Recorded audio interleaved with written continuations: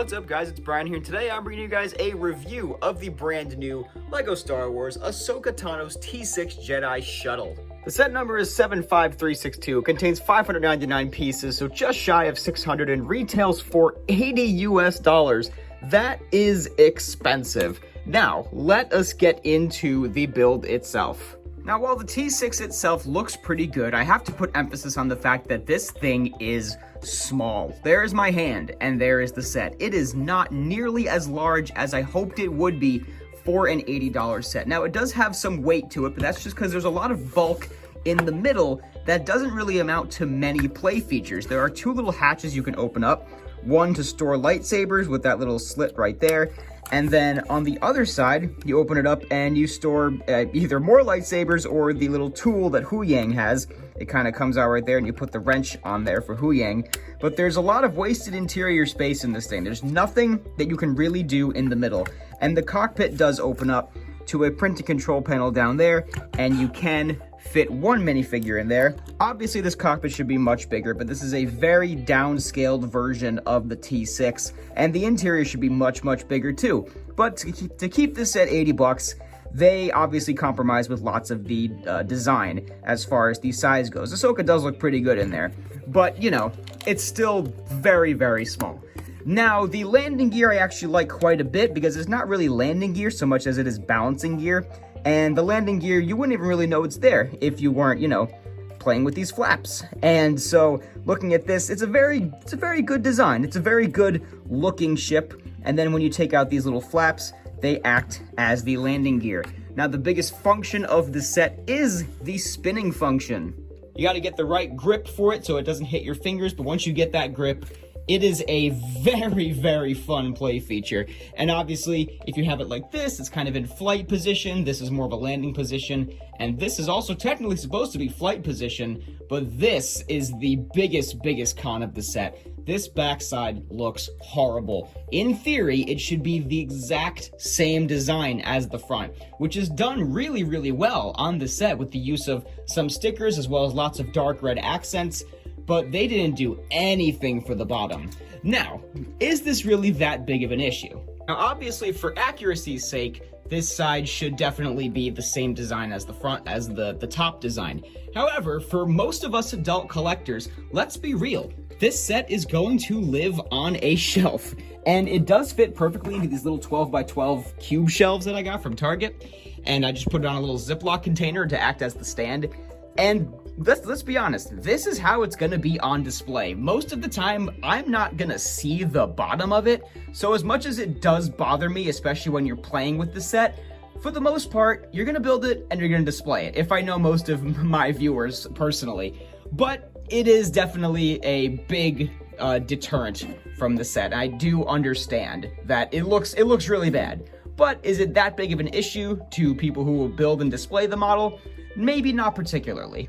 Now let's take a look at the minifigures in this set, which for the most part are very good, but I do have my nitpicks. The first one being Merrick, which this is a figure that I honestly don't have many nitpicks about. He is incredibly well designed, top to bottom. I love this helmet design. They got the mold just perfect for the character.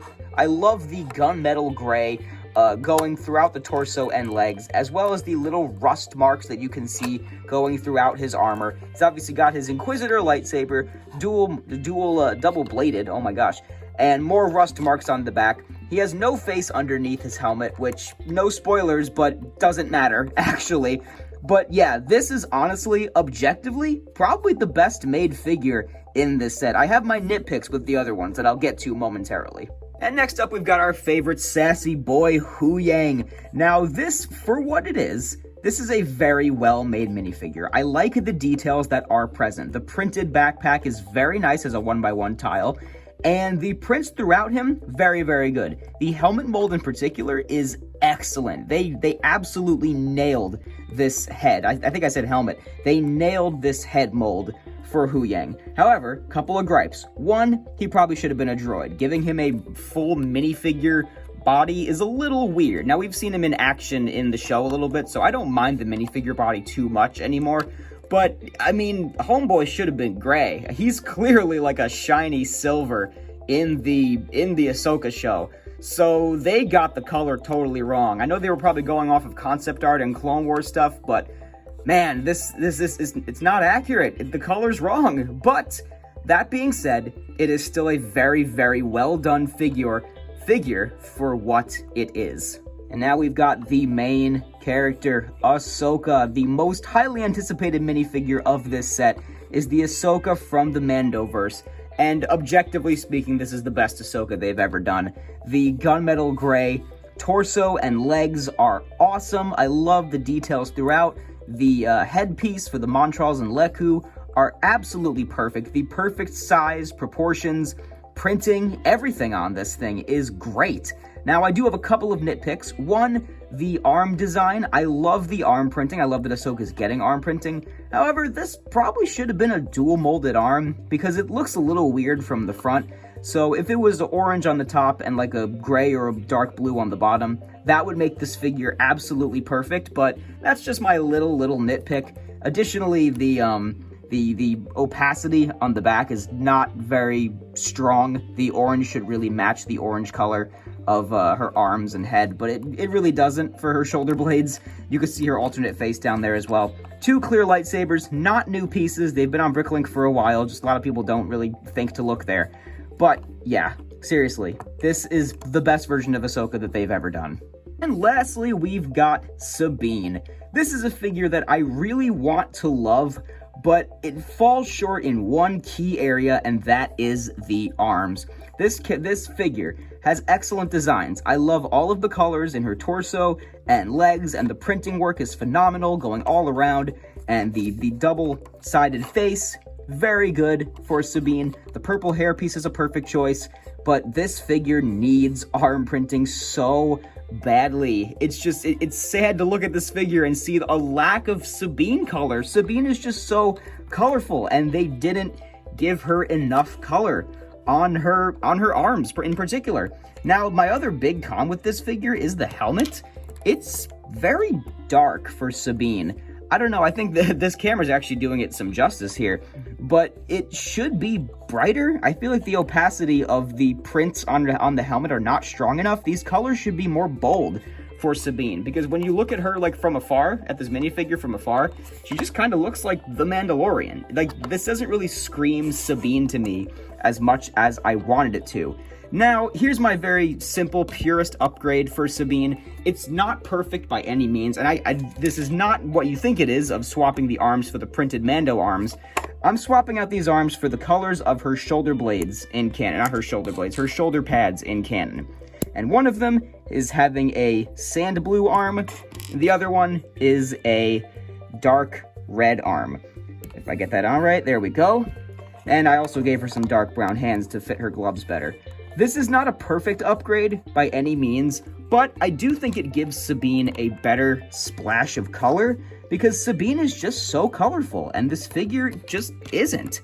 And so I happen to like this purest upgrade. Let me know what you guys think of it down in the comments. But yeah, that's my long-winded analysis of this Sabine minifigure. She should be more colorful than she actually is. Now, here are the extra pieces you get with this set. A couple standouts for me, particularly that Hu Yang printed tile for his backpack.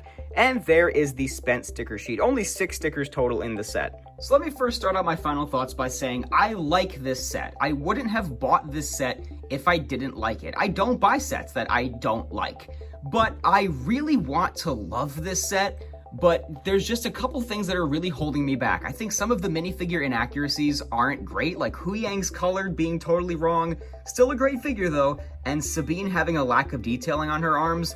Again, still a pretty good figure. But the biggest thing that I have with this set is that the T-6 is just so small. I didn't realize how limited the interior was until I had it in hand. You really can't do anything with it. And of course, the bottom being completely plain, that's definitely gonna bother me a little bit. But again, it's gonna be on display, not gonna see it very often, so I'm not sure how big of a deal that actually is in the long run. But $80 is just too much for this set. I did pay $80 for it, but that's because I got $14 in Kohl's cash. So it's really like I paid like $65, $66 for it, which I'm fine with. But overall, I mean, please don't pay full price for this thing. It's not worth the 80 bucks. If you can get it for 65 at Costco, or that's what it is going for right now at your local Costco, so go try to find it there. And, you know, if you can get it for cheaper, get it for cheaper. I don't think this is one that you need right away. I bought it because I was very hyped about the Ahsoka show, which I still am. I'm really enjoying the Ahsoka show. But, you know, it's not worth that price. I don't feel like I got ripped off just because of all the Kohl's cash I reaped from from getting this thing.